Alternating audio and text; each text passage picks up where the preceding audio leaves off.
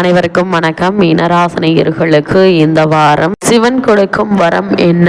இது 7 தலைமுறைக்கும் கொடுக்க போகும் விதமா அமைகிறது. அந்த வகையில் மீனராசினியர்களுக்கு என்ன மாதிரியான நன்மைகள் எல்லாம் ஏற்பட இருக்கு, கிரகநிலைகளின் ரீதியாக அமையிருக்கும் சாதகங்கள் என்ன, பாதகங்கள் என்ன, மேலும் என்ன மாதிரியான முன்னேற்றங்கள் எல்லாம் உங்களுடைய வாழ்வில் ஏற்பட இருக்கு என்பது குறித்தான முழுமையான பதிவு தான் இந்த வீடியோல நம்ம விரிவா பார்க்க போகிறோம். அந்த வகையில் மீனராசி சேர்ந்த பூரட்டாதி 4ஆம் பாதம் முதல் உத்திரட்டாதி ரேவதி வரை உள்ள நட்சத்திரக்காரர்களுக்கு குடும்ப சூழ்நிலை ரீதியாக மேல் என்ன மாதிரியான நன்மைகள் எல்லாம் ஏற்பட இருக்கு என்று பார்க்கும்போது இத்தருணங்களை பொறுத்தவரை மீனராசினியர்களான உங்களுக்கு குரு கேந்திர பலம் பெற்றிருக்கிறார். 10ஆம் இடமாகிய தொழில் ராசியை பார்வையிடுவதால் தொழில், உத்தியோகம், ஜீவனம் சிறப்பாக இருக்குங்க. பணிபுரியும் இடத்தில் நல்ல பெயர் வாங்க இருக்கீங்க. பழைய கடன்கள் வசூலாகி விடுங்க. கொடுக்க வேண்டிய கடனையும் வாய்ப்பு ஏற்பட இருக்கு. உத்தியோகம், தொழிலில் செல்வாக்கு உயரக்கூடிய ஒரு தருணமாக தான் இக்காலகட்டம் அமைஞ்சிருக்குதுங்க. எடுத்த காரியத்தில் வெற்றி பெற இருக்கீங்க. முகம் தெரியாத ஒருவரால் ஆதாயம் உண்டு. குழப்பங்கள் நீங்கி தெளிவான வழி கிடைக்கக்கூடிய ஒரு தருணமாக காலகட்டம் அமைஞ்சிருக்குதுங்க. ரியல் எஸ்டேட் துறையில் ஆதாயம் உண்டு. வீடு விற்பனை, இடம் விற்பனையில் நல்ல லாபம் கிடைக்குங்க. சில புதிய இடங்களை வாங்கும் யோகம் உண்டு என்பதால் அதற்கான முயற்சிகளை இப்போது நீங்கள் தாராளமாக முயற்சிக்கலாங்க. நல்ல ஒரு முன்னேற்றம் நிச்சயம் உங்களுடைய வாழ்வில் ஏற்படும் என்பது கிரகங்களுடைய சஞ்சார நிலைகள் தெளிவாகவும் உறுதியாகவும் எடுத்து காட்டுதுங்க. இத்தருணங்களை பொறுத்த வரைக்கும் மீனராசினியர்களுக்கு உடல் ஆரோக்கியத்தில் கவனம் செலுத்துங்க. முட்டி வலி, தோள்பட்டை வலி போன்ற உபத்திரங்கள் அதிகரிக்கும். மனைவி அல்லது கணவனின் உடல் நிலையில் ஒருவருக்கொருவர் கவனம் செலுத்தி ஜாக்கிரதையாக இருங்க. உடல் ஆரோக்கியத்தில் அதிக கவனம் அவசியங்க. அதே போல் உணவு உண்பது, ஓய்வெடுப்பது போன்ற விஷயங்களிலும் அதிக கவனம் செலுத்த வேண்டுங்க. வேளாவேலைக்கு மருந்து மாத்திரைகளை எடுத்துக்கொள்ள வேண்டும் என்பதையும் கிரகநிலைகள் மீண்டும் மீண்டும் உங்களுக்கு அறிவுறுத்துது. அதே போல மீனராசிக்காரர்களுக்கு இந்த வார கிரகநிலைகளை ஆராய்ந்து பார்க்கும்போது இத்தருணங்களை பொறுத்த வரைக்கும் கிரகநிலைகளை ஆராய்ந்து பார்க்கும்போது இந்த வாரம் தொடக்கத்தில் உங்களுடைய ராசிநாதன் குரு வக்ர இயக்கத்தில் 4ஆம் இடத்தில் சஞ்சரிக்கிறார். சுகஸ்தானத்தில் சஞ்சரிப்பதால் சுகக்கேடுகளும் மருத்துவ செலவுகளும் ஏற்படலாங்க. தாயினுடைய உடல் நலத்தில் கவனம் தேவை. ஜென்மசனியினுடைய ஆதிக்கம் நடைபெறுவதால் இக்காலகட்டத்தில் மிக மிக கவனத்தோடு செயல்பட வேண்டும். உறவினர் பகை உருவாகலாம். பிறருக்கு நன்மை செய்தாலும் தீமையாக தெரியும் நேரம் எதுங்க. அனைத்திலும் தாமதங்களும் தடைகளும் வந்து கொண்டே இருக்கும். சனி, குரு ஆகிய 2 கிரகங்களுக்குரிய சிறப்பு வழிபாடுகளை மேற்கொண்டால் உங்களுடைய எண்ணங்கள் அனைத்தும் ஈடேறக்கூடிய ஒரு தருணமாக தான் இக்காலகட்டம் அமைஞ்சிருக்குது. அதே போல மீனராசினியர்களை பொறுத்த வரைக்கும் உங்களுடைய ராசிக்கு 11ஆம் இடத்தில் சஞ்சரித்து வரும் செவ்வாய் விரயஸ்தானத்திற்கு செல்கிறார். உங்களுடைய ராசிக்கு 2, 9 ஆகிய இடங்களுக்கு அதிபதியானவர் செவ்வாய். தனாதிபதியான செவ்வாய் விரயஸ்தானத்திற்கு வரும்போது விரயங்கள் அதிகரிக்கதாங்க செய்யும். எனவே சுப விரயங்கள் அதிகரிக்கதாங்க செய்யும். எனவே சுபவிரயமாக அதை மாற்றிக்கொள்வது நல்லது. பிள்ளைகளின் கல்யாண கனவுகளை நிறைவேற்றலாங்க. வீடு கட்டுவது அல்லது வாங்குவது பற்றி முயற்சியில் ஆர்வம் காட்டலாம்.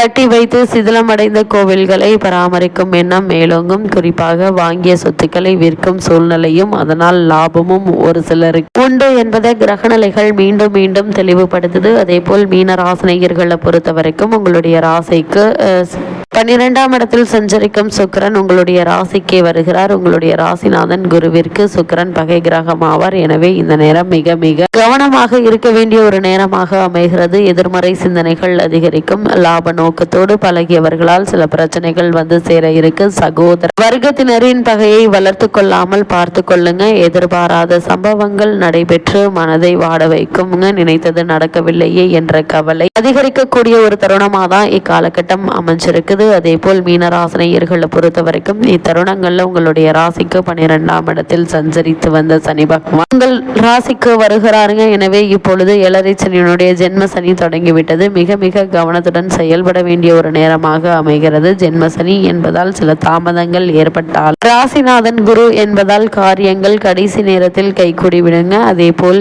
இந்த தருணங்கள்ல இருப்பினும் எந்த புது முயற்சியில் ஈடுபட்டாலும் அவ்வப்போது வழிபாடுகளை மேற்கொள்ளுங்க. அனுபவம் மிக்கவர்களின் ஆலோசனைகளை கேட்டுக்கொள்வது அவசியம். சனியினுடைய பார்வை பலத்தால் சகோதர ஒற்றுமை குறையும்.